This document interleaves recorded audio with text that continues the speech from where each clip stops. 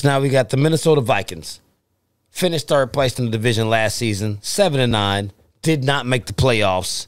Expectations, reality, Minnesota. There we go, man. So they expect Justin Jefferson absolutely to be a top 5 wide receiver coming into the season, you know, setting the rookie record with 1,400 yards, passing Anquan Bolden, you know, passing Randy Moss. We know that he is a super great route runner, but borderline elite already coming into the second year with route running.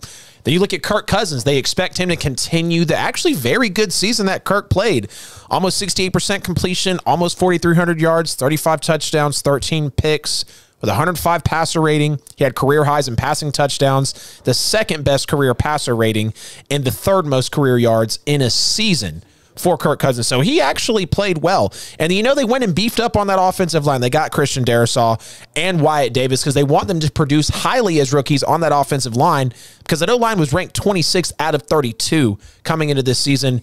It ended the exact same way, according to Pro Football Focus. Now we check out the reality. I think Justin Jefferson goes on to be one of the best in the game. I mentioned it with the 1,400 receiving yards, 7 touchdowns as a rookie, almost 90 catches, and the dude will route anybody up. He looks great on the field. We don't have to question that at all. Now we look at the O-line improving potentially for Kirk Cousins because they went and spent really well on that offensive line in the draft. Now Darrisaw at left tackle, he was the highest graded Power 5 tackle with a 95.6. He's versatile. He can protect in the rush. He can protect in the pass. You don't have to worry about him. It's Wyatt Davis, who was injured in 2020. Now, he looked good in 2019, but 2020 was kind of shaky for him. And when you look at the interior protection of Minnesota between Cleveland and Bradbury, it's pretty awful. Bradbury grading dead last in pass blocking last year for a center, and Cleveland really wasn't much better. But I do think this team will be a tough out in 2021. You know, you've got, like I said, a Cousins. You've got Justin Jefferson, which you don't need to really at Cousins, but he'll make you pay if you give it to him. Obviously, Dalvin Cook, Adam Thielen. You bring in Patrick Peterson as well to potentially, you know, pair with Kendricks and Harrison Smith. So this Vikings team, again, going to be a tough out, but I don't know if Mike Zimmer's that dude, unless it's the Saints in the playoffs. So we'll see, man. But the Vikings, I think they'll have – the fans will want more out of this season. But overall, I think they're about – they could be second place, but I'm feeling third, maybe even fourth for them overall.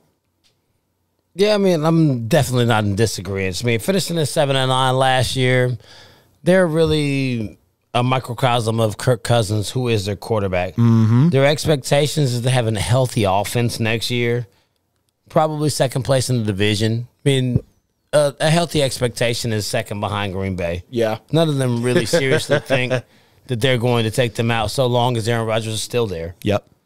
Like, so they want second place and a wild card. The reality, Kirk Cousins is the ceiling and the floor. Yep. They live and die by him. Wherever he goes, that's where you go. So now you have to look at their schedule. How many 1 o'clock games do you play? Because that's the only time Kirk Cousins performs is when he plays and he's not on primetime.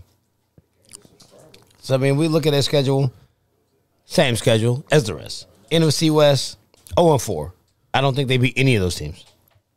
All 4 of those teams take them out. AFC North, 2-2.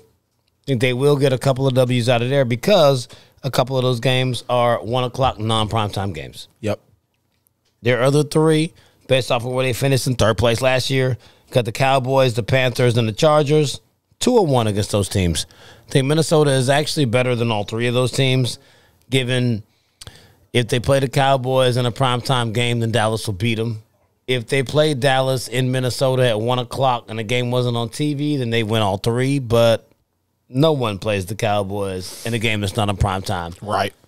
So they're going to lose to Dallas.